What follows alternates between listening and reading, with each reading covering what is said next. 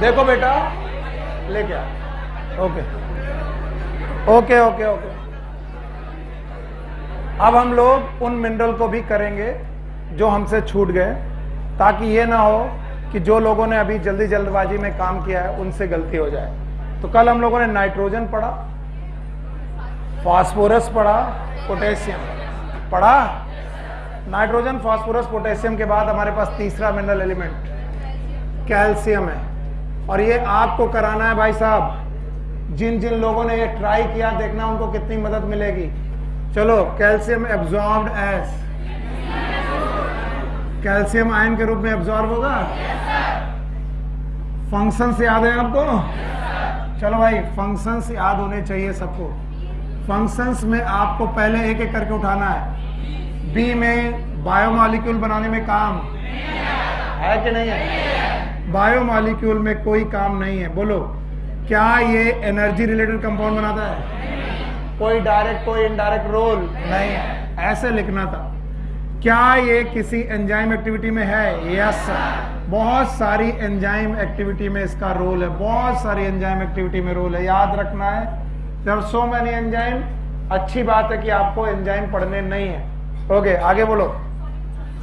Solute concentration में इसका role है, याद रखना। बुक नहीं लिखती, लेकिन सॉल्यूट कंसंट्रेशन में पोटेशियम के साथ साथ कैल्शियम का भी रोल होता है, लेकिन उतना नहीं जितना पोटेशियम का होता है। दुनिया का हर मिनरल सॉल्यूट में कुछ ना कुछ बेटा अपना कंट्रीब्यूशन जरूर करता है, सॉल्यूट कंसंट्रेशन। इसके अलावा क्या रिमार्क है आपके पास? बताइए। पहली बात तो है कैल्शियम पेक्टेट, किसी को याद है?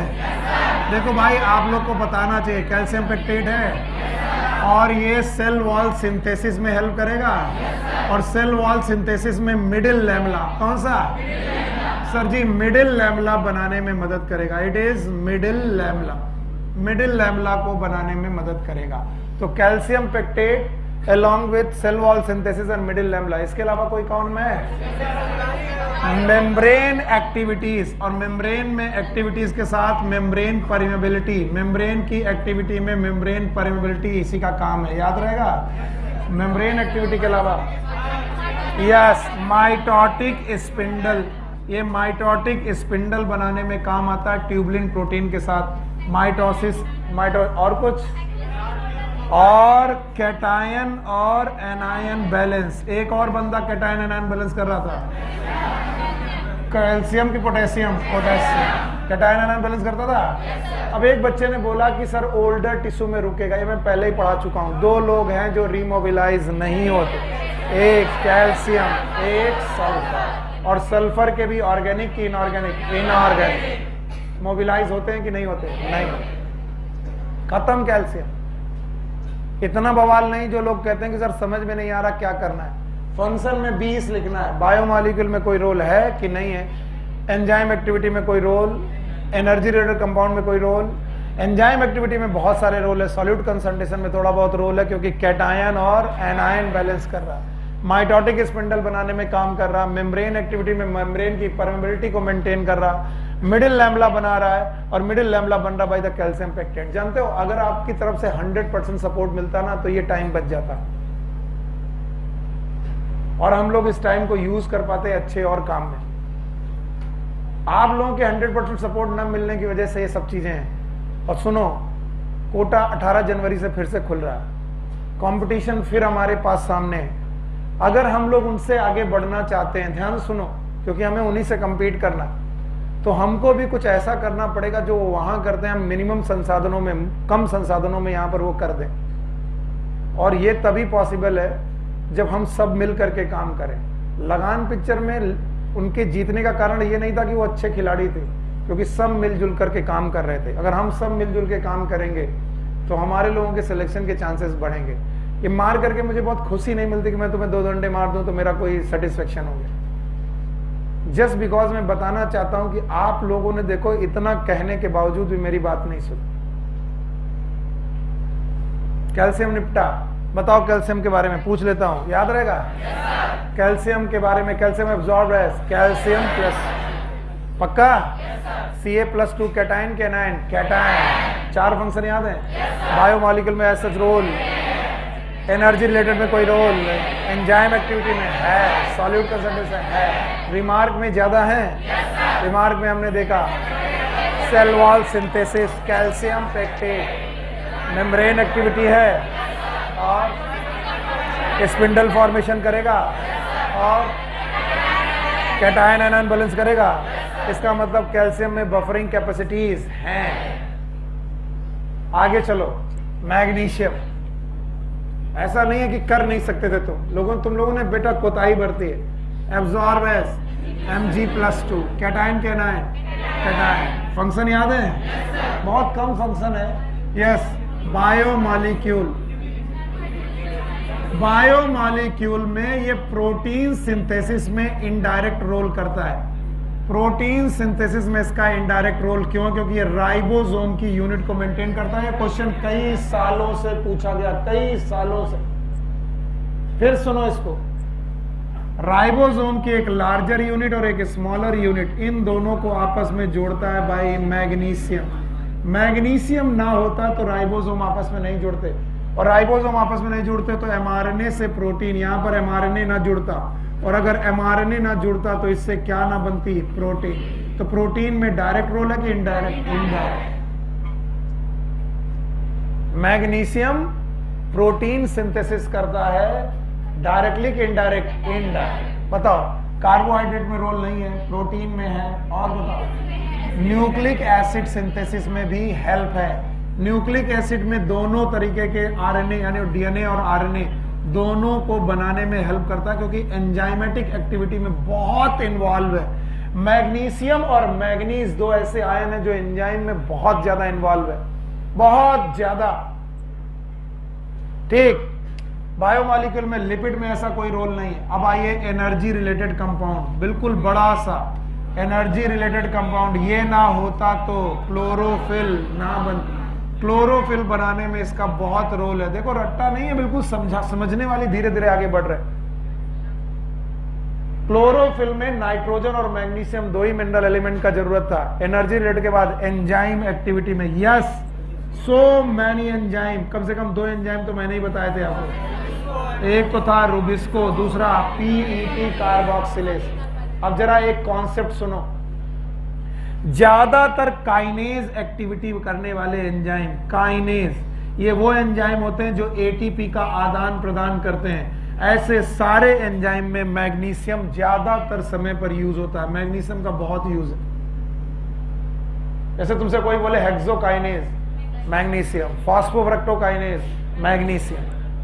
तो जहां पर भी ATP सिंथेसिस का स्टेप है वहां पर magnesium as a ion use हो रहा है। और मैग्नीशियम ETS के मॉलिक्यूल में भी है। What is ETS? Electron transport system. तो ETS के एंजाइम में भी मैग्नीशियम की जरूरत है, तो एंजाइम एक्टिविटी भी है। सॉल्यूट कंसंट्रेशन है सच बहुत ज्यादा इंपॉर्टेंट नहीं है। अब बताओ, रिमार्क पढ़ोगे? क्या लिखा? Maintain the structure of ribosome. पहले ही बोल दिया था, maintain the structure of ribosome. और कुछ? Of ribosome. बस इतना लिख करके आगे बढ़ जाते। कहां इसमें दिक्कत है? कल को मैं बोलूं कोई भी काइनेज एंजाइम होगा उसमें मैग्नीशियम का रोल है। यस, मैग्नीशियम का रोल है। रूबिस्को में मैग्नीशियम का, फॉस्फोइनोल पायरुवेट कार्बोक्सिलेज में मैग्नीशियम। मैं अपने काम से पीछे नहीं हटना चाहता। तुमको लगता होगा सर अपना काम हट नहीं करना चाहता, लेकिन ये तुम करते तो बेहतर होता। और जिन लोगों ने किए उनको मजा आ रहा है, और जिन्होंने नहीं किए उनको लग रहा सब कुछ नया। मैग्नीशियम हटाया, चलो अब बताओ। Sulphur, sulphur is absorb as sulphate, SO4 2- H2SO4 सुने हो? उसी एसिड का सॉल्ट है सल्फेट, तो सल्फेट के रूप में यूज होता है। यस, अब बताओ क्या इसके फंक्शन याद रहेंगे? बहुत आसान है, बहुत आसान है इनको याद करना। जैसे कि मैं बोलूं कार्बोहाइड्रेट बनाने में इनका रोल नहीं, प्रोटीन बनाने में है, क्योंकि दुनिया में 2 ऐसे अमीनो एसिड हैं जिनके पास सल्फर होता है। ये मैंने बहुत पहले पढ़ा दिया, सिस्टीन एंड मिथियोन। तो आपको मालूम है प्रोटीन बनाने में है, क्योंकि अमीनो एसिड 2 हैं, एक है सिस्टीन और दूसरा कौन, मिथियोनिन। ये मैंने बहुत पहले पढ़ा दिया था कि सिस्टीन और मिथियोनिन में सल्फर कंटेन है, सल्फर बहुत पाया जाता है सिस्टीन और मिथियोनिन नाम के अमीनो एसिड में। और अगर अमीनो एसिड में बेटा सल्फर है तो प्रोटीन में अपने आप सल्फर होगा, यस और नो। याद करो, प्रोटीन के बाद न्यूक्लिक एसिड में बहुत माइनर रोल है। वैसे बुक में लिखा है कि नहीं लिखा, आई डोंट, नहीं लिखा तो हटा दो। अब बताओ, लिपिड में कोई रोल, लिपिड बनाने में कोई रोल नहीं। अब देखना, दो और मॉलिक्यूल हैं जिनको हम लोगों ने विटामिन्स बोला है। क्या बोला है? विटामिन्स में भी सल्फर है। क्या नाम दिया गया है? क्या क्या? बायोटिन दिया है, और थायमीन नहीं, हाँ किसी ने थायमीन बोला, थियामीन और कोएंजाइम ए। बायोटिन, थियामीन और कोएंजाइम ए नाम की विटामिन्स में बहुत ज्यादा सल्फर है, और यहीं से क्वेश्चन उठाया जाएगा, और जिस दिन आएगा उसी दिन तुम्हारी हालत खराब। बताओ, दो अमीनो एसिड जिनमें बेटा सिस्टीन और मिथियोन, और विटामिन्स में बायोटिन, थियामीन, कोएंजाइम। कुछ रिमार्क बचा? बोलो। हाँ, केवल ETS के एंजाइम, मैं भूल गया यार, एंजाइम लिखना भूल गया, तो यहां लिख सकते हो ETS के बहुत सारे enzyme. What is ETS? Electron transport system. ध्यान सुनना, कौन कौन से एंजाइम, ध्यान से सुनना। इनमें से है एक iron sulphur protein, FeS protein. इसी के साथ एक और प्रोटीन है फेरोडॉक्सिन, जिसमें आयरन के साथ साथ सल्फर भी है। फेरोडॉक्सिन में आयरन और सल्फर दोनों है। It is known as iron sulphur protein. ETS, electron transport system, iron sulphur protein और फेरिडॉक्सिन और फेरोडॉक्सिन, सॉरी फेरिडॉक्सिन, फेरिडॉक्सिन नाम की एक प्रोटीन है जिसमें सल्फर पाया जाता है, और ये ETS में पाई जाती है, आयरन सल्फर प्रोटीन। तो आयरन सल्फर प्रोटीन में केवल सल्फर है कि आयरन भी है? आयरन। सल्फर खत्म, सर नहीं आया, आया? चलो पूछते हैं। सल्फर एब्जॉर्बेस, बायोमॉलिक्यूल में कार्बोहाइड्रेट बनाने में यूज है, प्रोटीन बनाने में है। क्या अमीनो एसिड है? अमीनो एसिड में कौन कौन? सिस्टीन, और अमीनो एसिड के साथ साथ विटामिन है, 3 vitamin, biotin, thiamine, coenzyme A. याद है? इसके अलावा ETS, iron sulphur protein, ferredoxin. याद रहेगा? सल्फर के बाद आयरन। ये क्वेश्चन आया है, आपकी बुक बोलती है आयरन जनरली Fe+2 के रूप में एब्जॉर्ब होता है, Fe+3 के रूप में एब्जॉर्ब होता है, और NTA ने जिस साल ये क्वेश्चन पूछा उन्होंने कहा दोनों तरीके से एब्जॉर्ब होता है। दोनों ऑप्शन थे, Fe+2 भी और Fe+3 में। जरा NCERT देखो क्या लिखा है। आ गया? बटवाओ, अरे बटवाओ, खाने दो बच्चे, शोर मत करना, और जिसने भी 2 लिया उसका सिलेक्शन नहीं होगा।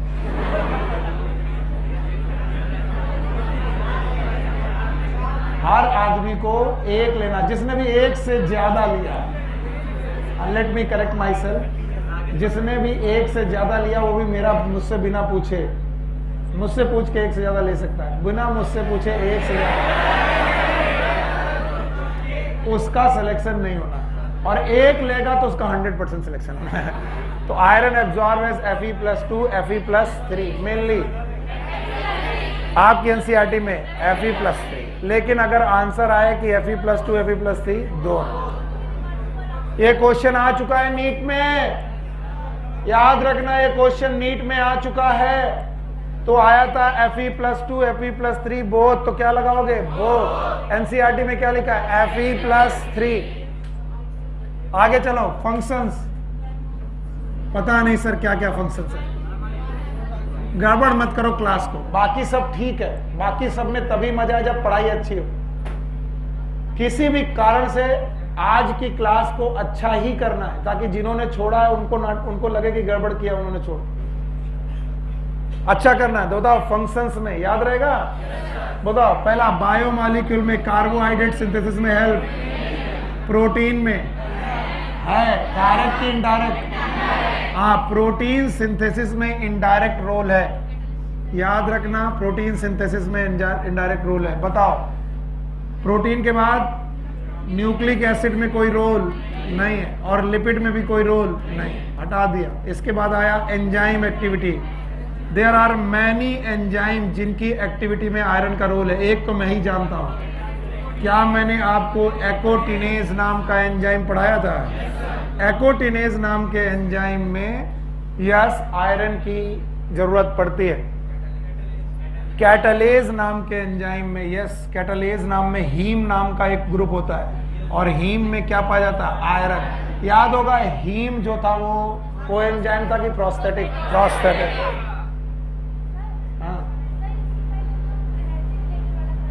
हाँ, क्या होता है? हाँ, क्योंकि आप लोगों ने देखा था आयरन का मग, मैंने बोला था वो सारे लोग क्लोरोसिस करेंगे जिनकी कमी की वजह से क्या हुई थी? क्लोरोसिस।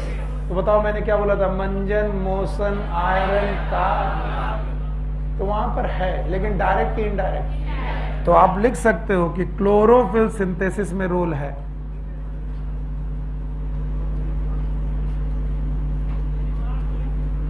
रोल है। रिमार्क में लिख दे रहे, अब कोई बात नहीं, एनर्जी रिलेटेड में आ गया तो लिख दिया, एनर्जी रिलेटेड में है। बताओ एंजाइम एक्टिविटी में है, एस सॉल्यूट कंसंट्रेशन में एस रोल नहीं। अब रिमार्क में लिखो ETS. What is ETS? Electron transport system में FES protein, iron sulphur protein, ferredoxin protein, doxin protein, इनमें आयरन है। साथ में साइटोक्रोम, जितने भी साइटोक्रोम मिलेंगे उनमें आयरन जरूर है। और आपको याद होगा B1, B, C1, C और A3, B, C1, C, A और A3, ये 5 साइटोक्रोम है जो बेटा ETS ऑफ रेस्पिरेशन में, इन सब में आयरन है। इन दो में आयरन के साथ साथ कॉपर भी है। तो कॉपर जब मैं पढ़ाऊंगा तो आपको मालूम चलेगा साइटोक्रोम में आयरन के साथ साथ कॉपर भी है। सारे साइटोक्रोम में कि A और A3? वो भी A3 में मेन, A3 में मेनली कॉपर है आयरन के साथ। हाँ भाई, और कोई काम?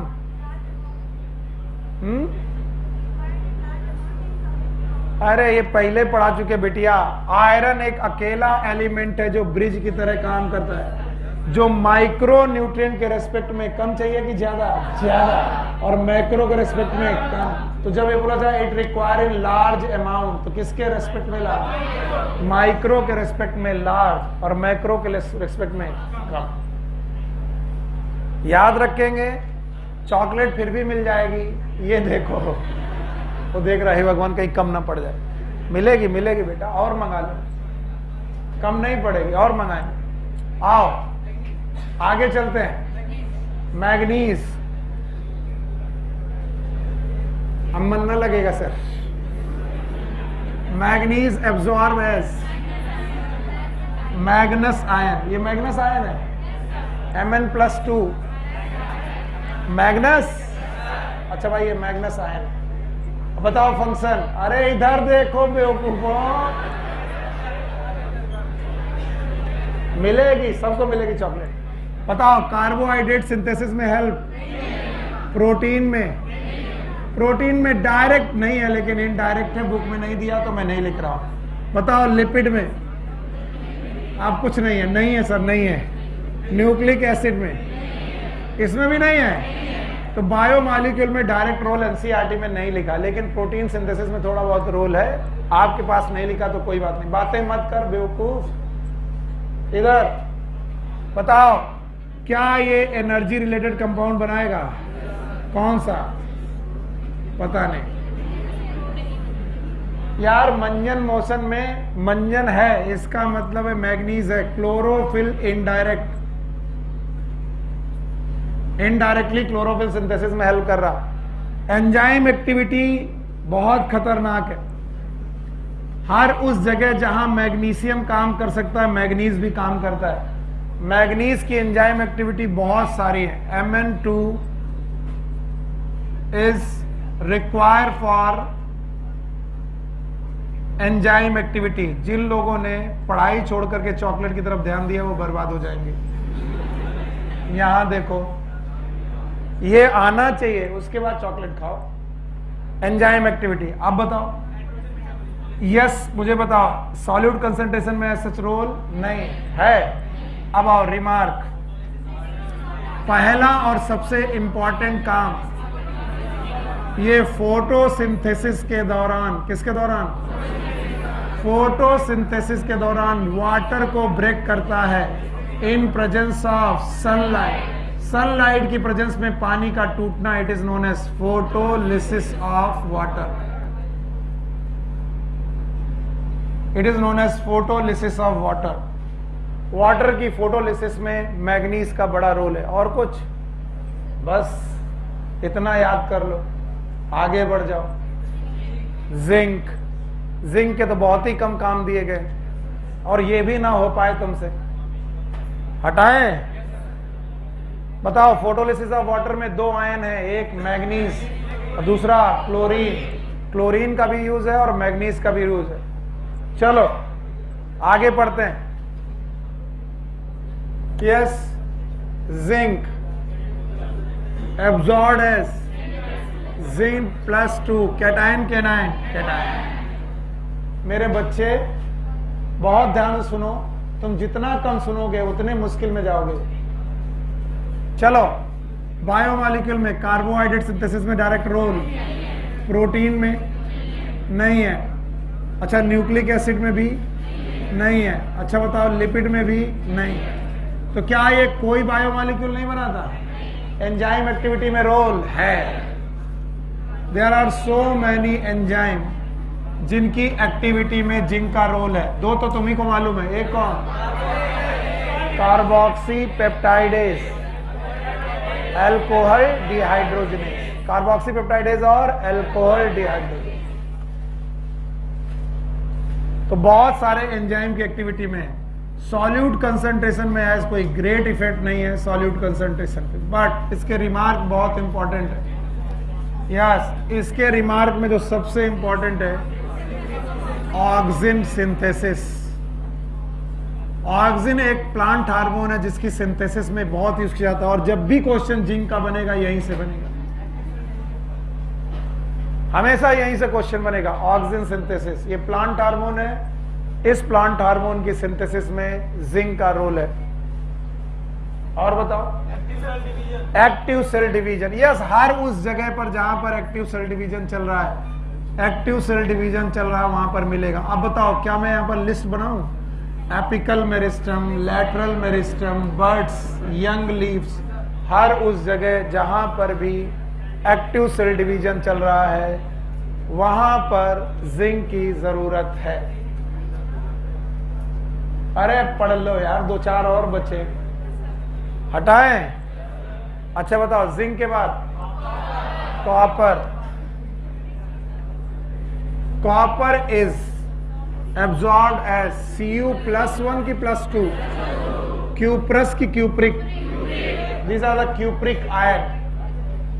अब यहां ध्यान दो, फंक्शन, कार्बोहाइड्रेट में डायरेक्ट रोल नहीं है, प्रोटीन में डायरेक्ट रोल नहीं है, यस, न्यूक्लिक एसिड में भी कोई डायरेक्ट रोल नहीं है, और लिपिड सिंथेसिस में भी एनसीईआरटी में कोई डायरेक्ट रोल नहीं दी। बोल रहा है कि एंजाइम एक्टिविटी में yes it may be, enzyme activity में कुछ रोल हो सकते हैं, लेकिन एंजाइम के नाम नहीं दिए गए। सॉल्यूट कंसंट्रेशन में थोड़ा बहुत रोल होगा तो होगा, अदरवाइज छोड़ दो। हाँ भाई, अब रिमार्क लिखाओ। हाँ, ETS, व्हाट इज ETS? क्या आपको साइटोक्रोम A और A3 याद है? A और A3 को बोलते हैं साइटोक्रोम ऑक्सीडेज। इन दोनों के ग्रुप का नाम है साइटोक्रोम ऑक्सीडेज। कुछ किताबें A3 को केवल साइटोक्रोम ऑक्सीडेज लिखती हैं, और वो बोलती हैं इनमें आयरन के साथ साथ कॉपर के भी सेंटर हैं। तो आयरन और कॉपर के सेंटर साइटोक्रोम ऑक्सीडेज में। एनीवन जिसको चॉकलेट नहीं मिली, हाथ उठाए प्लीज। उधर भैया नहीं बेटा, और इधर सूर्या को भी नहीं मिला। देख लो भैया, जिनको ना मिली हो दे दो।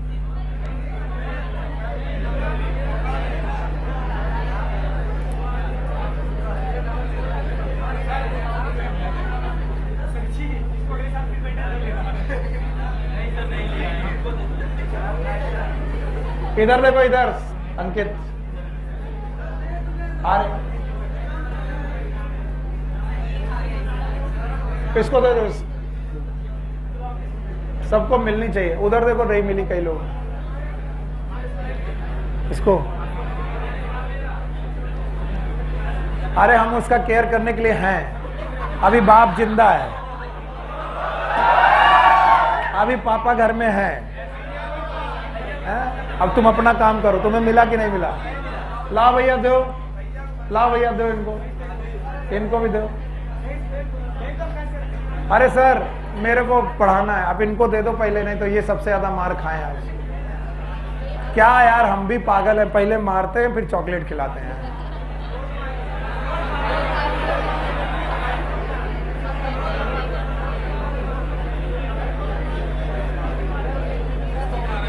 हाँ, सारे किसी को नहीं छोड़ा आज। और बच्चों मेरी तरफ से सबको हैप्पी न्यू ईयर। अरे हैप्पी न्यू ईयर तो चल ही रहा है। और तुम लोगों ने कहा था कि सर हैप्पी न्यू ईयर की पार्टी चाहिए, ये है पार्टी।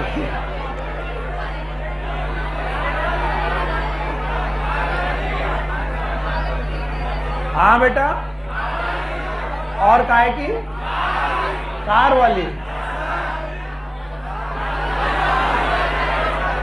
अरे लोन पे है बेटा, जब लोन चुक जाएगा पार्टी मिल जाएगी। आ जाओ बेटा। ओवरऑल मेटाबॉलिज्म में हर एलिमेंट हेल्प करता है। अगर इसमें लिख दिया गया तो कोई अलग बात नहीं। ओवरऑल मेटाबॉलिज्म अगर लिखा गया है तो every element help in overall metabolism. Okay, so copper के बाद बोलो, कॉपर के बाद बोरॉन, और इसका आयन सबसे खतरनाक है। तो बोरॉन के आयन को बहुत आराम से पढ़ना। BO3 3 माइनस की 2 माइनस, और इसके अलावा B4O7 2 माइनस, इनके आयन सबसे ज्यादा। It is borate and hypoborate. कौन है बोरेट? मुझे नहीं मालूम, आप लोग केमिस्ट्री में पूछ लीजिएगा। हाँ, और इसके फंक्शन भी सबसे खतरनाक बोरॉन के।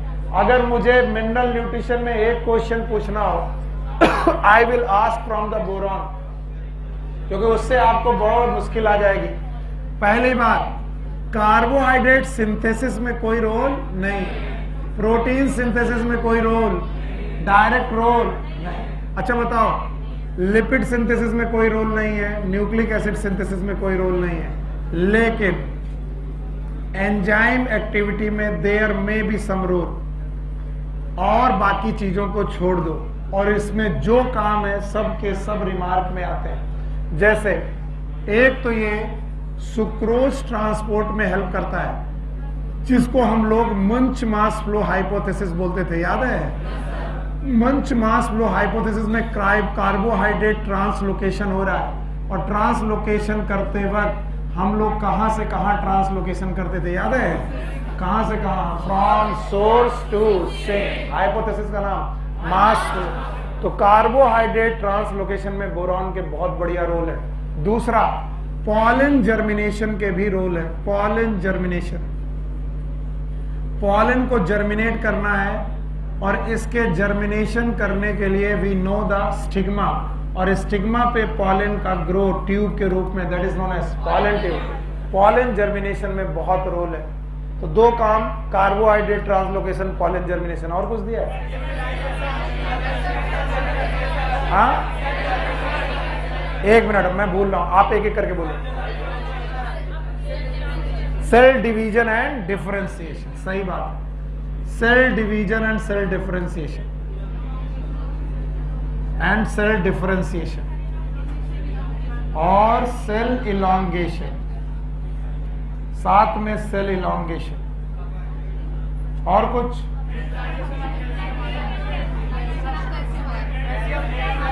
हाँ, ये अजीब एलिमेंट है, अपना तो यूटिलाइजेशन करता ही है, साथ में calcium, help in the calcium utilization. अरे ये लिख दिया कार्बोहाइड्रेट, पहला काम वही लिखा है, help in calcium utilization. Calcium utilization में बड़ा हेल्प करेगा and it is a boron. दो चीजें मत भूलना, इनके आयन और इनके फंक्शंस। अगर आप ये कर गए होते ना तो आज हम लोग बहुत आगे बढ़ चुके होते चैप्टर में। यहीं पर गड़बड़ करते हो तुम लोग, धोखा दे जाते हो। चलो बोरॉन के बाद मॉलिब्डेनम एब्जॉर्ब एज, हाँ इस पे MoO2 प्लस में है कि माइनस में? 2+, यही है ना? हाँ, molybdate ion, it is known as molybdate ion. Yes, molybdenum, everyone here. Carbohydrate में कोई काम नहीं है, प्रोटीन में कोई काम नहीं है, लिपिड में कोई काम नहीं है, न्यूक्लिक एसिड में कोई काम नहीं, लेकिन एंजाइम दो बताए थे मैंने, बोलो कौन? नाइट्रेट रिडक्टेज, नाइट्रेट रिडक्टेज और दूसरा नाइट्रोजन। और इसीलिए इनका एक काम यह है कि ये नाइट्रोजन मेटाबॉलिज्म में बड़ा हेल्प करते हैं। नाइट्रो रिडक्टेज, इसमें से कौन ऐसा है, सॉरी नाइट्रोजिनेज, कौन सा ऐसा एंजाइम है जो बेटा प्रोटीन सॉरी नाइट्रोजन फिक्सेशन में काम करता है? नाइट्रोजन। सो इसीलिए बोलते हैं नाइट्रोजन मेटाबॉलिज्म में इनका बड़ा रोल है, नाइट्रोजन मेटाबॉलिज्म में बड़ा रोल है। तो जिनकी पहली क्लास है वो घबराए नहीं, किसी एक बच्चे की आज पहली क्लास भी थी, वो घबराए नहीं क्योंकि उनको लगेगा सर पता नहीं क्या पढ़ा रहा है। ये मैं इसकी भूमिका कल पढ़ा चुका हूँ, कल पीछे मैंने इसकी समझा रखी है। इस वजह से हम लोग इनमें पॉइंट ऐड करते जा रहे हैं। पहला कॉलम मिनरल, दूसरा आयन, तीसरा फंक्शन। कोई रिमार्क है इसमें? रिमार्क नहीं, हटा रहे हैं? चलो हटा दिया। मॉलिब्डेनम के बाद आखिरी एलिमेंट, ये भी करवा ही लिया तुमने, क्लोरीन। बताओ कैसे एब्जॉर्ब होता है? Chloride ion, Cl- ion. Yes, function याद है? हाँ, फंक्शन बोलो। कार्बोहाइड्रेट में कोई रोल नहीं, प्रोटीन में रोल, अच्छा लिपिड में भी रोल नहीं, न्यूक्लिक एसिड में भी रोल नहीं। एंजाइम, एंजाइम एक्टिविटी का I don't know, enzyme activity के बारे में एनसीईआरटी ने लिखा है कि नहीं लिखा? लिखा है? नहीं लिखा। अच्छा बताओ, सॉल्यूट कंसंट्रेशन में है, सॉल्यूट कंसंट्रेशन के दौरान ये कैटायन एनायन बैलेंस, दूसरा बंदा है जो कैटायन एनायन बैलेंस करता है। पहले कौन करता? Potassium, calcium, chloride. तीसरा बंदा cation anion balance. Cation anion balance करने वाले 3 एलिमेंट के नाम बताओ? Potassium, calcium, chlorine. और इसके अलावा रिमार्क, फोटोलिसिस ऑफ वाटर। अभी अभी पढ़ाया था, फोटोसिंथेसिस के दौरान वाटर को तोड़ता है, at the time of photosynthesis it is known as photolysis of water. मैं जानता हूं जितने कम तरीके से तुमने इसको सुना, एक क्वेश्चन बिल्कुल 100% तय है। अब मैंने अपना काम कर दिया, आपसे करवाने की कोशिश की, दोनों में आप फेल हो चुके हो। मेरे काम करते वक्त भी आपका सपोर्ट अभी भी नहीं था। अब मैं तुमको एक सीरियस बात बता रहा हूं, तुम पिछले 7 साल का पेपर उठाओ और कोई भी पेपर में बिना मिनरल का क्वेश्चन देख लो, पेपर देख लो, एक ना एक क्वेश्चन मिनरल से आना ही है, उनके फंक्शन से आना ही है। तो ये एक तरीके का आउट क्वेश्चन है, मिनरल से एक क्वेश्चन आना आउट है। तो ये जो तुमने 13 एलिमेंट लिखे हैं, 17 की बजाय कितने? 13, इनमें से एक फंक्शन आना जरूर है। और इसको रिवाइज करते रहिए डे टू डे। अब देखिए, मेरा बच्चा खड़े होकर के कभी भी पूछ सकता, 3 महीने बाद भी बता देगा मॉलिब्डेनम कैसे एब्जॉर्ब होता है। MoO2 2+, boron BO3 3- B4O7 2। और मेरा ये चार्ट बनवाने का उद्देश्य केवल यही था कि आप एक बार गो थ्रू हो जाओ इससे। कल को आपसे क्वेश्चन पूछा जाए तो आपको यूं ना लगे कि ये क्वेश्चन कहां से आ गया। मैंने आपसे कराने की कोशिश की, मैंने अपनी तरफ से करने की कोशिश की। नाउ थर्ड टर्न, इसके बाद माफी नहीं मिलेगी। इन 13 के 13 एलिमेंट को टिप पे रखना है। मैं कैसे क्वेश्चन पूछूंगा, देखो कैसे, मैं एक एक करके नहीं पूछूंगा। मैंने all the element which help in the cation anion balance, all the element which help in the photolysis of water, chlorine है, मैग्नीज। पक्का? वो कौन कौन से एंजाइम है जिनमें जिंक का रोल है? Carboxy peptidase, alcohol dehydrate. जब मैं इस तरीके के क्वेश्चन पूछूंगा तो आपके जवाब तुरंत तैयार होने चाहिए कि सर हमने तैयार करा। समझ गए? और इस तरीके से हम लोग अपने नेक्स्ट टॉपिक पे कूदते हैं, and that is known as toxicity of mineral element.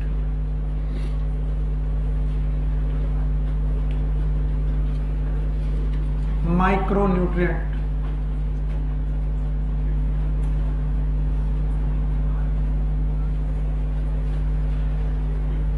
And this is a fresh topic.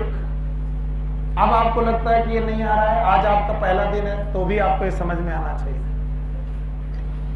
कल आपको मैंने ऑप्टिमम कंसंट्रेशन के उदाहरण बताए थे और मैंने ऑप्टिमम कंसंट्रेशन की डेफिनेशंस आपको सिखाई थी।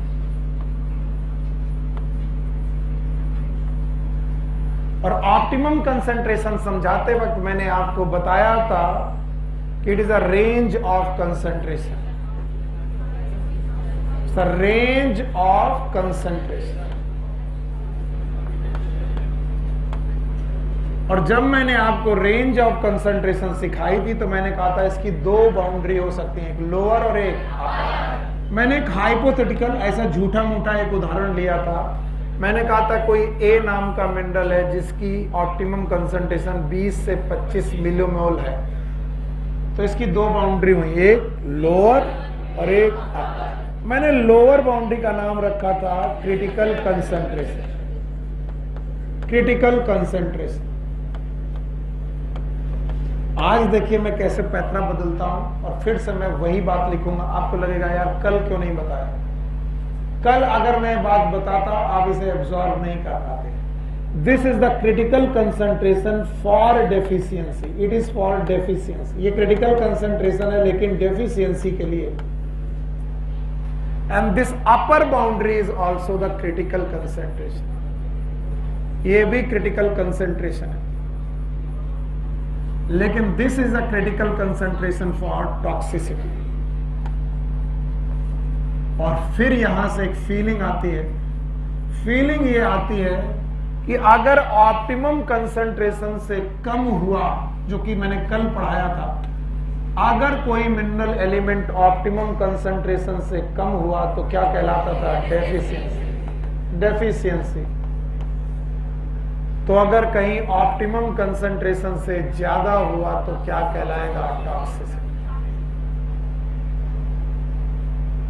तो मेरे पास सिंपल सी डेफिनेशन है, whenever there is a concentration of mineral more than the critical concentration for toxicity, या फिर the concentration of mineral essential mineral element more than optimum concentration, it is known as toxicity।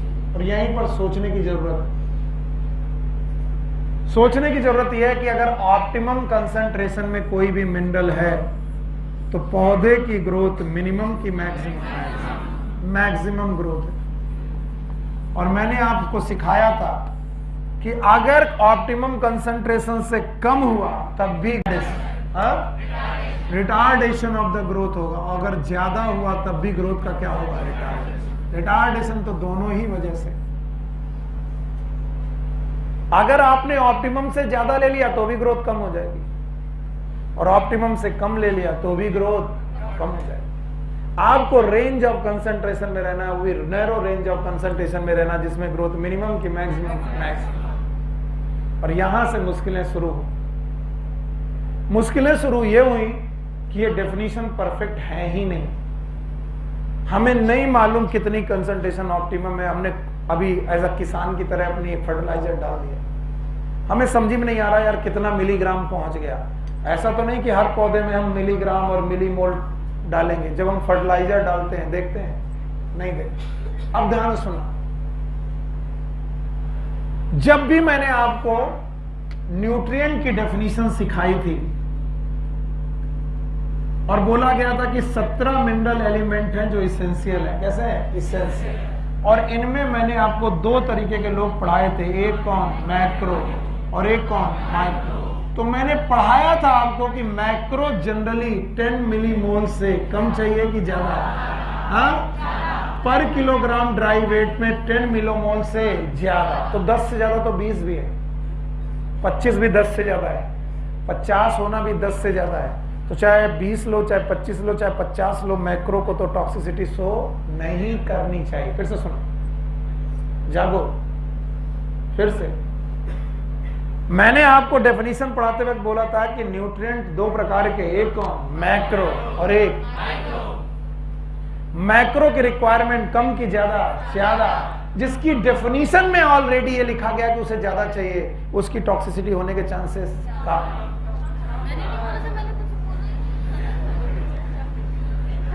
मैंने कहा दाल और नमक में, दाल में क्या ज्यादा चाहिए, नमक की दाल, दाल। तो दाल ज्यादा होने पे दाल खराब होने के चांसेस कम है, बजाय नमक ज्यादा होने पे दाल के चांसेस नहीं आया। अरे सर एक बार फिर से, सर मैंने कभी दाल बनाई नहीं, फिर से सोच रहा मुझे दाल का नहीं। और किसी ने कहा कि सर दाल बनाते वक्त दाल के जो सीड है वो ज्यादा हो गए। तो हमने कहा कोई बात नहीं, ले आओ, गाढ़ी हो गई, खा लेंगे, कोई दिक्कत नहीं। लेकिन अगर कोई ये बोल दे कि सर दाल में नमक ज्यादा हो गया है, हाय राम, पानी डालोगे बात की बात है।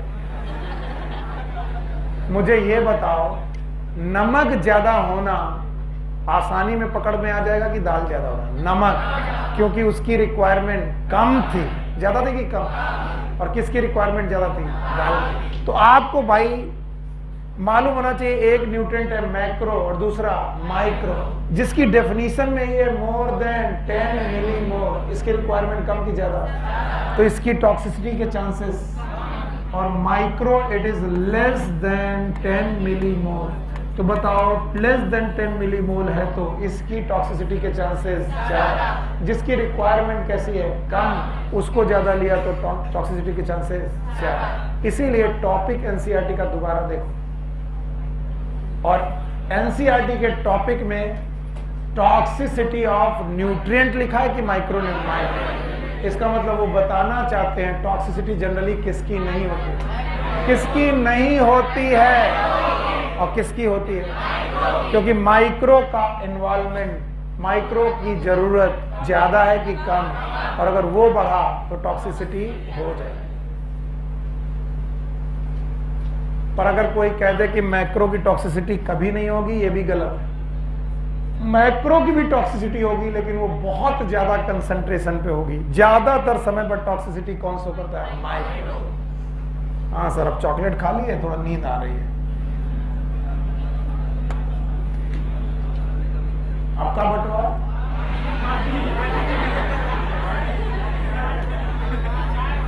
चाय, और फिर चाय के साथ एक पकौड़ी भी देखो।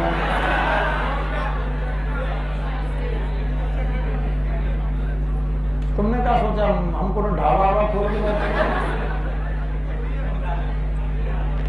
अरे बच्चों, मैं जानता था, मैं जिस दिन भी ये काम करता हूँ मेरी क्लास बर्बाद हो जाती, उस दिन आपको पढ़ना वढ़ना है नहीं। उस दिन तो आपको लगता है अरे यार आज अच्छे मूड में है। अच्छा मूड मेरा तब सबसे ज्यादा होता है जब तुम सबसे ज्यादा अच्छी तरीके से पढ़ते हो। एक दिन तुमने एसटीपी पढ़ा, इस पूरे सेशन में मुझे एसटीपी पढ़ाने में सबसे ज्यादा सेटिस्फेक्शन मिला, क्योंकि उस दिन तुमने सबसे शांति से सुना। एसटीपी याद है? इट वाज अ सीरियस, और आपको याद है कि 4 डब्बे लेकिन क्यों? क्योंकि उस दिन इन्वॉल्वमेंट दोनों तरफ से। और ऐसे में क्या होता है, मैं अकेले इंजन की तरह तुम्हें खींचता हूं, चलो भैया खींच के ले चलो, और इसी वजह से मुश्किलें आती हैं। एक तो लोगों को गर्मी लग रही है, मैं इसको बिना पढ़ाई छोड़ने वाला, तो तुम आराम से पढ़ो, रिलैक्स हो, रिलैक्स। ऑनलाइन वालों तो बेचारे वैसे भी परेशान होते हैं, वो कहते हैं कि सर क्या दिखा दें, अरे हटो यार। ऑनलाइन वालों बच्चे सब चॉकलेट वॉकलेट कुछ नहीं होती, ये मोह माया है, जैसे भूत वूत कुछ नहीं होता, सब झूठ है, हमने कुछ नहीं खिलाया, ये केवल नाटक करने का तरीका। बच्चों जब तुम सेलेक्ट होगे तुमको मैं अच्छे से 5 स्टार होटल में लेके चलूंगा। यस, ये दिस इज माय, तो चलो तुम लोगों से प्रॉमिस कर रहा हूँ, जितने लोगों का सिलेक्शन इस साल होगा तुम होटल चुनना, मैं पहुंच जाऊंगा, बिल तुम्ही को देना पड़ेगा।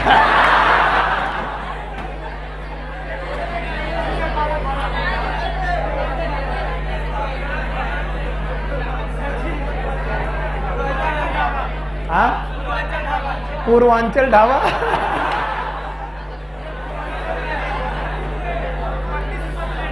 ₹32 प्लेट। पूर्वांचल ढाबा में मांगो वेज तो मिलता है नॉन वेज, दाल में मक्खियां फ्री, और कुछ लोग पूरी को निकाल देंगे, क्या हुआ, अच्छा है, तो देखो किसका उसको कितना घिन लग रहा है। बेटिया देखो हम लोग तो ऐसे कर लेते थे, इसी को बोलते हैं मक्खी चूर। अच्छा, जब पहली बार जब मेडिकल कॉलेज गया तो मेरे प्रोफेसर ने इसी बात पे मुझे बहुत डांटा इसी वजह से था। सिजेरियन सेक्शन में हम लोग को खड़ा किया, कई बार सुनाते हैं, और कई बार क्या होता है इमरजेंसी सिजेरियन सेक्शन करने पड़ते हैं। इमरजेंसी सिजेरियन सेक्शन का मतलब होता है अचानक बच्चा पेट में फंसा और आप बच्चे को काट के बाहर निकालना है, किसी तरीके से पेट काट के बाहर निकालना है। तो उस समय तो हम ये नहीं कह सकते ना कि पेट खाली रखना, सर्जरी होगी। इसीलिए डॉक्टर जब सर्जरी होती है एक दिन पहले से आपको एनपीओ कर देते हैं, नील पर ओरल करते हैं, आप कुछ नहीं खाएंगे तो पॉटी नहीं बनेगी। क्यों? क्योंकि जैसे ही आपकी एनेस्थीसिया दी जाएगी आपके सारे स्फिंक्टर ढीले हो जाते हैं, खुल जाते हैं। स्फिंक्टर में समझते हो? अब अगर इंटेस्टाइन के स्फिंक्टर खुले तो जो भी इंटेस्टाइन में फंसा बाहर। अब इंटेस्टाइन में क्या होता है, इधर इंटेस्टाइन से बाहर मटेरियल, उधर से कैथेटर से यूरिन बाहर, इधर से सलाइवा बाहर, और लोग काट रहे। अब डॉक्टर क्या करता है, सिजेरियन करते वक्त बहुत सारी पॉटी पड़ी हुई है, उसमें एक वाइट फिर उसके बाद ग्रीन चादर बिछा करके सिजेरियन सर्जरी होती है। और हम लोग गए तो हमने कहा ये तो पॉटी पड़ी है, उन्होंने कहा चलो मुर्गा बन जाओ। अगर इससे तुम्हें घृणा आ रही है तो तुम डॉक्टर मत बनो, क्योंकि तुम्हारी जिंदगी में अच्छा इंसान कभी मिलेगा ही नहीं, और जो अच्छा होगा वो भी तभी आएगा जब वो खराब होगा। साहब बड़ी फुड़िया हो गई है, और आते ही आते वो कहेगा देखो साहब पस पड़ा हुआ है, दूर रहो। वो कह रहा है ऐसा कैसे हो सकता है, ऐसा ही होता है। अगर आपको अच्छा डॉक्टर बनना है जिसमें आपको सुंदर सुंदर लोगों की तरह साथ मिलना है तो आप डॉक्टरी भूल जाइए, क्योंकि डॉक्टर के पास आदमी तभी आता है जब क्या हो। तो जब भी आपको कोई गंदी वाली बात सुनाई जाए तुरंत सुना करो यस इंटरेस्ट। ऐसे मक्खियां गंदा, इससे घृणा करने की जरूरत।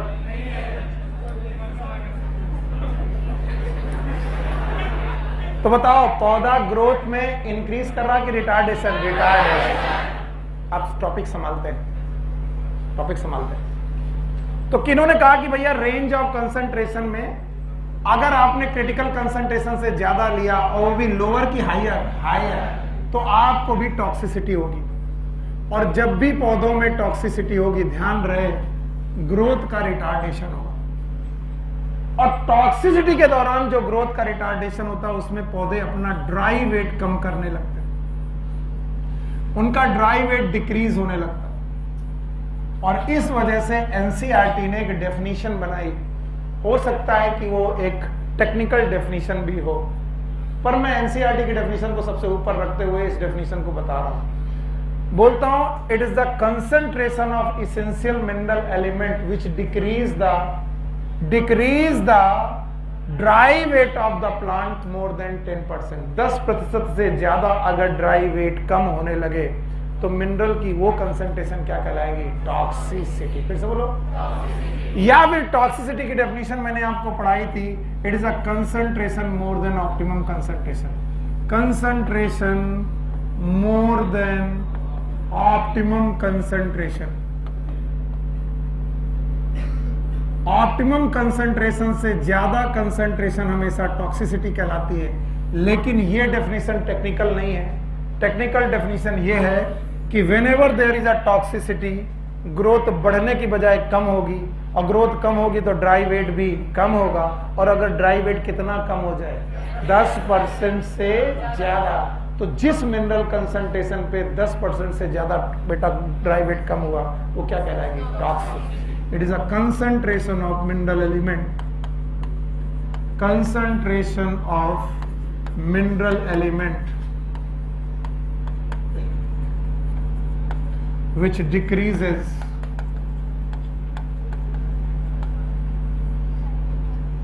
dry weight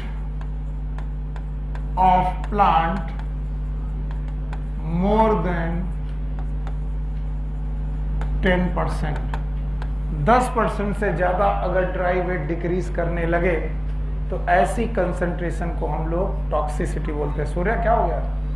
दुखी मत हो। टॉक्सिसिटी क्या होती है? एनसीईआरटी की डेफिनेशन बता पाओगे? ये डेफिनेशन मुझे नहीं चाहिए, ये तो अपनी डेफिनेशन है। बताओ कितनी बेटा बाउंड्री थी? 2, एक लोअर और एक अपर। लोअर से नीचे लिखने नहीं दिया बदतमीज ने, कल मुहे ने। हाँ बेटी अब तो वापस आएगा नहीं? नहीं आएगा? अच्छा बताओ, फिर से बोल देना, लिख देना। बताओ, any concentration above the optimum concentration it is toxicity. जब भी होगी तो पौधे की ग्रोथ घटेगी कि बढ़ जाए? घट जाए। ड्राई वेट बढ़ेगा कि घट जाएगा? घट जाएगा। क्या कोई कंसंट्रेशन टॉक्सिसिटी कहला सकती है? Any concentration of mineral element which decreases the dry weight of the plant more than 10%। 10% से ज्यादा अगर ड्राई वेट कम हो जाए तो ये क्या कहलाएगा? Toxic concentration. आज जुम्मा तो नहीं है? अच्छा ठीक है, आगे सुनो। Toxicity is difficult to define. It is difficult to define. Diagnose, इसको डायग्नोस करना मुश्किल है बेटा। हो सकता है कि आखिरी टॉपिक हो, अगर ऐसा है तो इसको बहुत ध्यान से समझ लिया जाए। Toxicity is difficult to diagnose. क्यों? क्योंकि toxicity of one mineral element, one mineral element may produce deficiency of other mineral element।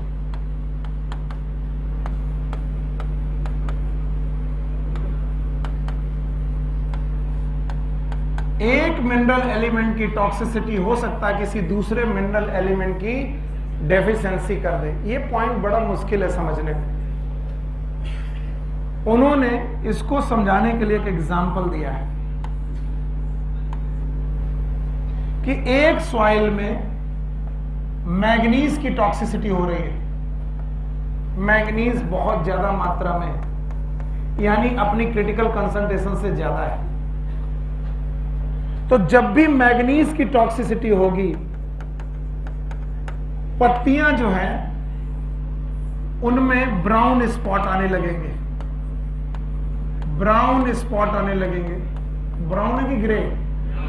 Brown spot आने लगेंगे। और इनकी जो वेन होगी वो पीली पड़ने लगेंगी। क्लोरोटिक वेन, वेन क्लोरोटिक होने लगेंगी, मतलब वेन में क्लोरोसिस होने लगेगी। स्पॉट ब्राउन आने लगेंगे और क्लोरोटिक वेन होने लगेगी जब मैग्नीज की टॉक्सिसिटी हो। बोले ऐसा क्यों हो? बोलते हैं जब मैग्नीज का एब्जॉर्प्शन हो रहा होगा, अपटेक हो रहा होगा, मैग्नीज इतना ज्यादा कंसंट्रेशन में होगा कि वो मैग्नीशियम को एब्जॉर्ब नहीं होने देगा, मैग्नीशियम को रोक देगा, और वो आयरन को भी रोक देगा। किसको रोक देगा? आयरन। बताओ एब्जॉर्प्शन किसका बाधित हो जाएगा? गड़बड़ कर दिया भाई। कौन एब्जॉर्ब होगा? किसको नहीं होने देगा? मैग्नीशियम को और आयरन। बताओ मैग्नीशियम और आयरन के एब्जॉर्प्शन को सपोर्ट करेगा कि अपोज? इसका मतलब मैग्नीज की टॉक्सिसिटी डिफिशिएंसी किसकी है? आयरन और मैग्नीशियम। अभी सुनो, अभी रुको, पहले एब्जॉर्प्शन लेवल पर इतना ही है, रट्टा मारते हो इसीलिए गड़बड़ कर देते हो। और इसको मुझे ऐसे ही चाहिए, जिस समय मैग्नीज अपटेक हो रहा होगा, किसको अपटेक नहीं होने देगा? आयरन और मैग्नीशियम को अपटेक होने देगा कि नहीं? नहीं। और कैल्शियम का ट्रांसलोकेशन रोक देगा।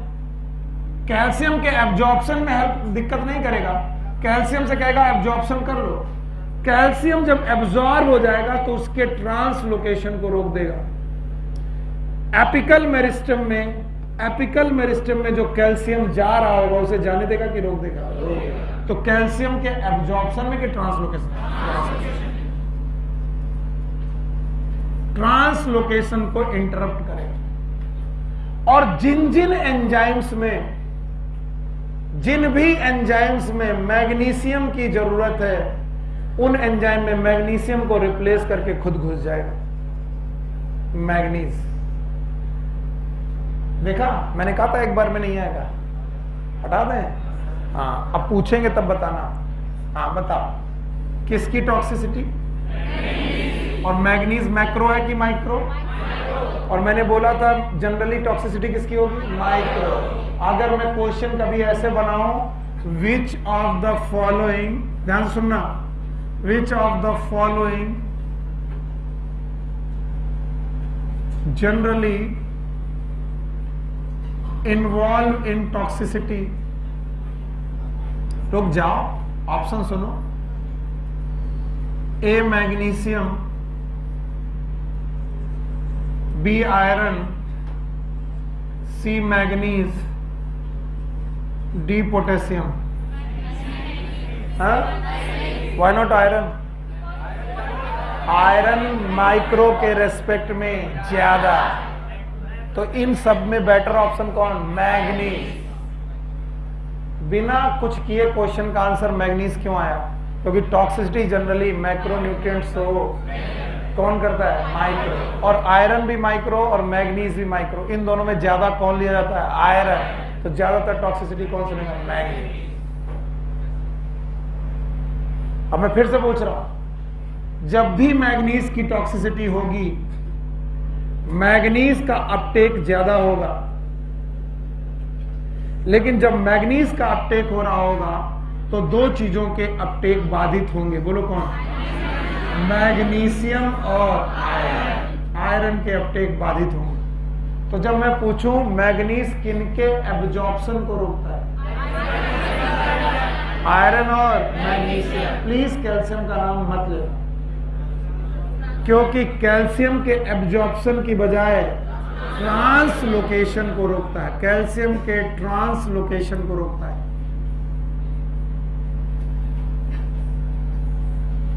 अब बताओ, मैग्नीज किसके एब्जॉर्प्शन को रोकता है? आयरन और मैग्नीशियम। खुद एब्जॉर्ब हो जाएगा? किसको एब्जॉर्ब नहीं होने देगा? मैग्नीशियम और आयरन। और किसको ट्रांसलोकेट नहीं होने देगा? कहां पर नहीं होने देगा? Apical meristem. एपिकल मेरिस्टम में कैल्शियम को जाने देगा कि नहीं जाने देगा? और तीसरा, जिन भी एंजाइम्स में, ध्यान सुनना, तीसरा काम, जिन भी एंजाइम में किसकी जरूरत है? मैग्नीशियम। मैग्नीशियम जाएगा कि मैग्नीशियम जाएगा? तो जनरली हर जगह मैग्नीज पहुंचेगा और कुछ लोगों को जाने नहीं देगा। बोलो किसको किसको? Magnesium, iron, calcium. तो लोग कहते हैं कि मैग्नीज की टॉक्सिसिटी एक्चुअली ये टॉक्सिसिटी नहीं है, बल्कि डेफिशिएंसी है। किसकी किसकी? हाँ, आयरन की, मैग्नीशियम की, कैल्शियम। और इसीलिए टॉक्सिसिटी को डायग्नोस करना बहुत आसान कि बहुत मुश्किल? बहुत मुश्किल। और इसी को बोला गया था कि जब मैग्नीज की टॉक्सिसिटी होगी, यहां पर स्पॉट आएंगे। कैसे स्पॉट? Brown spot. और यहां पर वेन क्लोरोटिक होंगी, क्लोरोटिक वेन।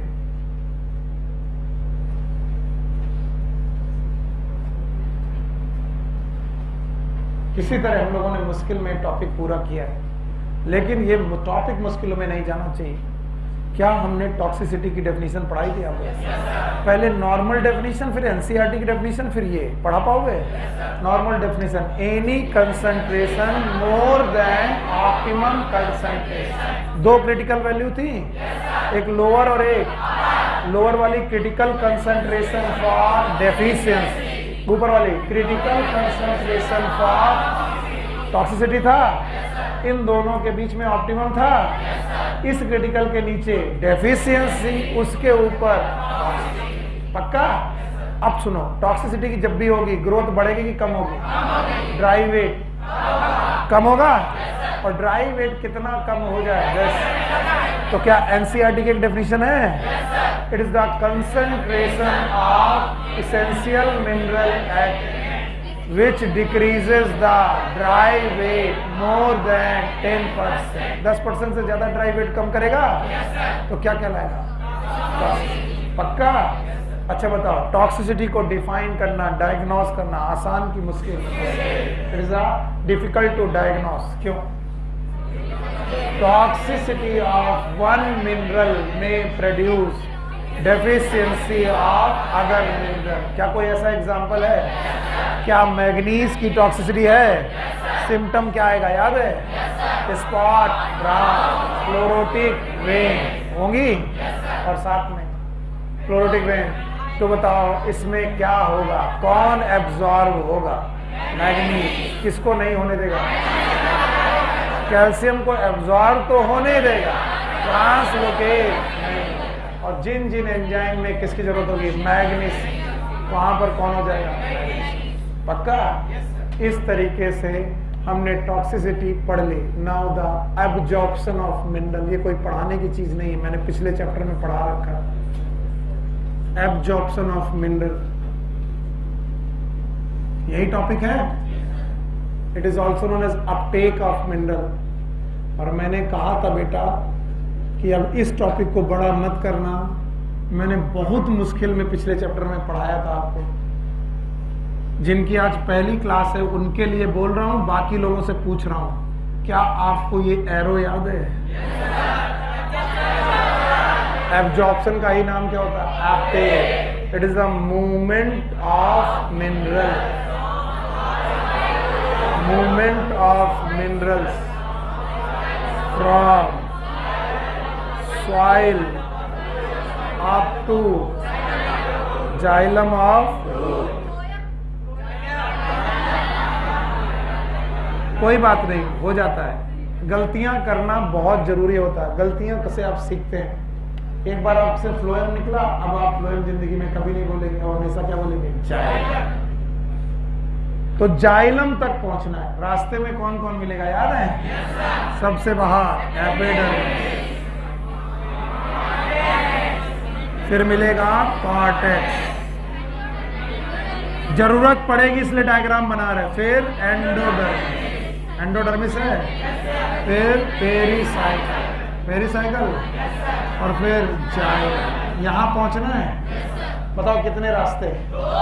पढ़ा चुका हूं, दोबारा पढ़ा रहा हूं, इसका मतलब कोई वजह होगी, बिल्कुल होगी।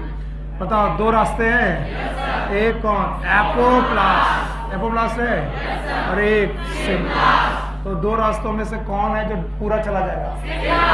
और कौन? एपोप्लास्ट। अब मैं इसे डिटेल में पढ़ा रहा हूं, यहां लिखा है। जब घर जाओगे एब्जॉर्प्शन में ये सारी बातें लिखी हैं। बोलते हैं एब्जॉर्प्शन की दो फेजेस हैं, बाकी तुम्हारी मर्जी, तुम चाहे जितना मुझे परेशान करो। एब्जॉर्प्शन ऑफ मिनरल की दो फेजेस हैं, first phase and second phase. तो तुम्हें मालूम होनी चाहिए कि कौन पहली फेज है, कौन सेकेंड फेज है।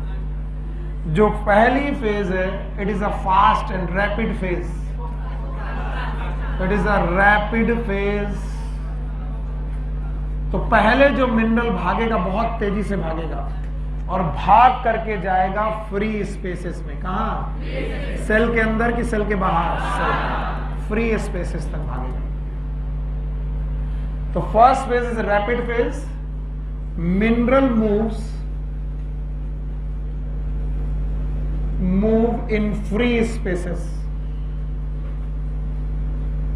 and the mechanism is apoplast।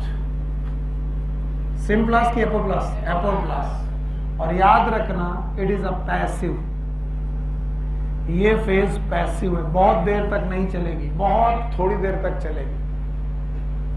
मैंने इसके पहले भी पढ़ा रखा है, मिनरल का एब्जॉर्प्शन पैसिव भी है एक्टिव भी है, लेकिन ज्यादातर तो शुरुआत में थोड़ी देर के लिए पैसिव, उसके बाद एक्टिव। तो पहली फेज है मिनरल मूव करते हैं, फ्री स्पेसेस तक जाते हैं, खाली जगहों पे भर जाते हैं, और इस मूवमेंट में एपोप्लास्ट इन्वॉल्वमेंट है। और एक्टिव है कि पैसिव? पैसिव। लेकिन भाइयों पैसिव होने के लिए भी आपको एपिडर्मिस तो क्रॉस करनी पड़ेगी, और इसलिए आपको यहां पर कैरियर प्रोटीन की जरूरत है। पानी में कैरियर प्रोटीन की जरूरत नहीं थी, एपोप्लास्ट में, मिनरल में जरूरत है। और ऐसी कैरियर प्रोटीन को चैनल बोलेंगे। क्या बोलेंगे? चैनल। What is channel? जिसमें एटीपी की जरूरत, पढ़ाया था मैंने, जिनमें एटीपी की जरूरत, वो चैनल है कि पंप्स है? चैनल। तो बताओ फर्स्ट फेज में जो कैरियर प्रोटीन की जरूरत पड़ेगी वो पंप्स है कि चैनल? और चैनल्स में एटीपी की जरूरत।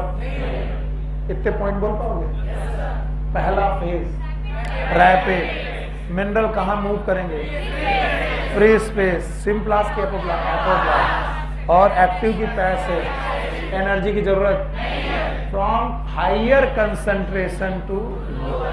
अब जो मिनरल इन फ्री स्पेसेस में भर गया है वो एंडोडर्मिस के आगे जा पाएगा कि नहीं जा? क्यों नहीं जा पाएगा? क्या यहाँ कैस्पेरियन स्ट्रिप है? और फिर मैंने बताया था कि एंडोडर्मिस में भी कैरियर प्रोटीन होती, किसी को याद है? पिछले चैप्टर पढ़ाया था, endodermal carrier protein, they are the control point, पढ़ाया था? भूल गए? कंट्रोल पॉइंट जहां पर हम क्वांटिटी और क्वालिटी दोनों एडजस्ट करेंगे। But these carrier point they require ATP. क्या रिक्वायर करती है? एटीपी। और एटीपी तो एक्टिव की पैसिव? एक्टिव। हाँ, तो बोलते हैं दूसरा फेज है ये स्लो फेज है, और इस स्लो फेज में मिनरल सेल के अंदर एंट्री करते हैं, इनसाइड द सेल जाते हैं, और इनसाइड द सेल जाने की वजह से ये एपोप्लास्ट है कि सिम्प्लास्ट? सिम्प्लास्ट। और सिम्प्लास्ट के साथ साथ ये पैसिव की एक्टिव, और यहां चैनल यूज होंगे कि पंप्स। और मैंने एक शब्द भी एनसीईआरटी के बाहर का यूज नहीं किया, इसलिए घर जाके आज दोबारा पढ़ना इसे। बताओ मिनरल एब्जॉर्प्शन पिछले चैप्टर में भी सर ने पढ़ाया था, पर ऐसे नहीं पढ़ाया था। तब सर ने पढ़ाया था एब्जॉर्प्शन कितने प्रकार का? दो। एक कौन? पैसिव। एक कौन? ज्यादातर एक्टिव, कम पैसिव। एक्टिव होने के ज्यादातर कारण याद है? डरो मत, 10 मिनट फास्ट है, ये 10 मिनट फास्ट है, बस 5 मिनट में छोड़ना। 10 मिनट फास्ट है, देखो कितना टाइम हो रहा है, 1:15, 5 मिनट और ले रहा हूं बस। तो याद रखना रैपिड और स्लो में कौन सा rapid? First. Second phase slow. Active की पैसिव? एक्टिव। ये वाला पैसिव। इसमें जो यूज होंगे चैनल, और इसमें बस उन्होंने एक नई बात बताई है, सेल के अंदर मिनरल का जाना या फिर आना, it is known as flux. बोलो क्या? और फ्लक्स दो प्रकार का, मिनरल का अंदर जाना it is known as influx, और मिनरल का बाहर आना इट इज इनफ्लक्स। अच्छा बच्चों सही से बता दो, अगर ये हो चुका है, बस ये हो चुका है, तो बताओ इसका नाम? ट्रांसलोकेशन। अगला topic they, translocation of mineral. पक्का? क्या इसको पढ़ाना बहुत मुश्किल होगा? क्या मैं पढ़ा चुका हूं? क्या मुझे दोबारा पढ़ाना चाहिए? No sir. याद रखना ट्रांसलोकेशन पढ़ाया था, 2 हाइपोथेसिस लिखती थी, एक mass flow hypothesis, transpiration pull, एक तरफ रूट प्रेशर, एक तरफ ट्रांसपिरेशन। डिक्सन जॉली की थ्योरी याद है? बोलो, cohesion, tension, transpiration, pull, hypothesis. Mineral यहां पहुंच गया, जमा हो जाएगा। Source and sink hypothesis, source से सिंक जाएगा, डिस्ट्रीब्यूशन होगा, रिडिस्ट्रीब्यूशन होगा। तो अगला टॉपिक है ट्रांसलोकेशन। ध्यान से सुनो और इसके बाद घर जाओ। Translocation of mineral.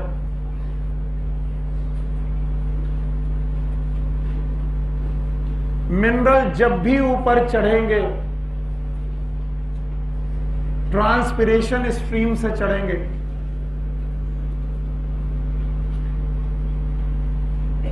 Transpiration stream के साथ ऊपर जाएंगे। और कुछ लोगों ने इस बात को प्रूव करने की कोशिश की कि आप वाकई ट्रांसपिरेशन स्ट्रीम से जाएंगे। सुनना, ये एक्सपेरिमेंट बुक में लिखा है, जल्दबाजी में छूट ना जाए। लोगों ने कुछ नॉर्मल मिनरल के साथ कुछ रेडियो एक्टिव मिनरल डाल दिए,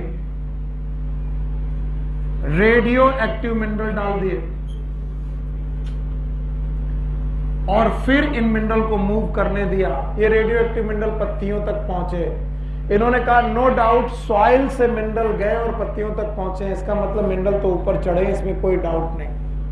फिर उन्होंने इस स्टेम को कट किया और स्टेम के टिश्यूज में रेडियो एक्टिविटी छांटी, तो देखा कि सेंटर में रेडियो एक्टिविटी थी और सेंटर में भी वेसल में, किसमें थी? वेसल। और वेसल में पानी जाता है, क्या जाता है? वाटर। इसका मतलब वाटर के साथ कौन जुड़ा, कौन गया? मिनरल। इससे प्रूफ होता है कि जिस जिस जगह पर मिनरल, जिस जगह पर वाटर, उस जगह पे मिनरल। और हाइपोथेसिस का नाम, yes please, cohesion, tension, transpiration, pull, hypothesis. याद रहेगा? चलो जुम्मा मुबारक, take care, good luck, bye bye. जल्दी जाओ, मिल जाएगी अभी नमाज, जाओ।